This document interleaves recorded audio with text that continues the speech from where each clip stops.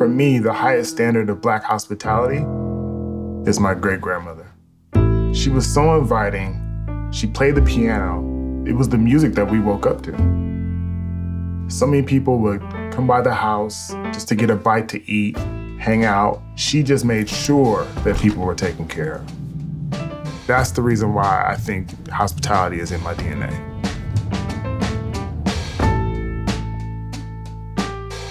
When you think about the history of hospitality, a lot of it was built on the backs of Black and brown people. And so right now we've been almost shut out of the industry in a real decision-making perspective. Diversity is not reflected in ownership or in management. When people of color enter certain spaces, it's as if we're not wanted there. It's as if we're out of place. We sort of carry around who we are and our identity and what it means to be Black. We carry that around with us 24/7. And sometimes on vacation, you kind of want to just kind of be invisible, right? Travelers are worried about whether or not they can bring their identity with them when they travel. We want to solve that.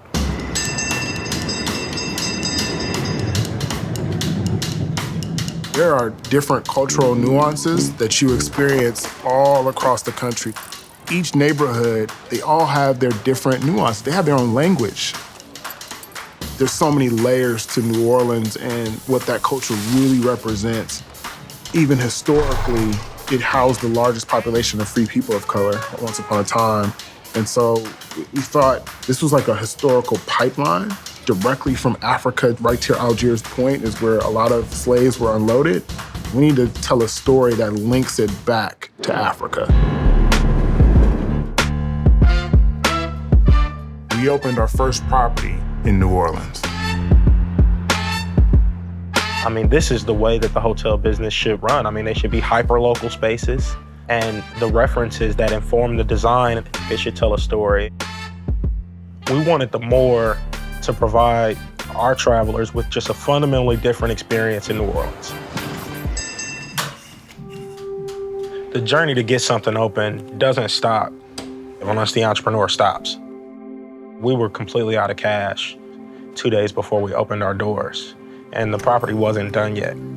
I went to a hardware store, filled a cart up with all of the things that we need, that sort of final list of okay, we have to have a door handle for our guests, so let's make sure we get the door handle. It was tough because we're sitting there thinking, these are the final items that we really need. So everything on that list was really necessary. But then when we're in that moment, we're trying to think do we really need the door handle or can they just push it open?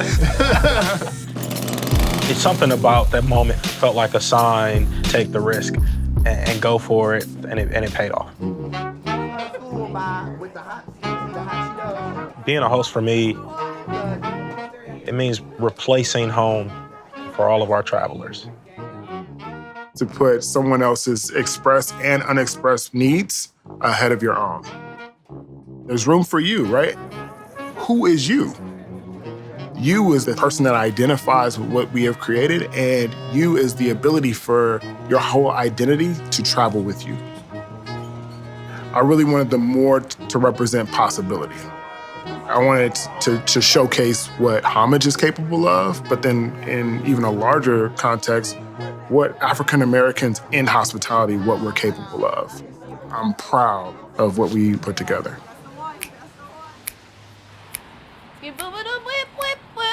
We create the things that we want to exist in the world. Who are we building this for? We build spaces for curious travelers. Those that want to learn more about stories often lost.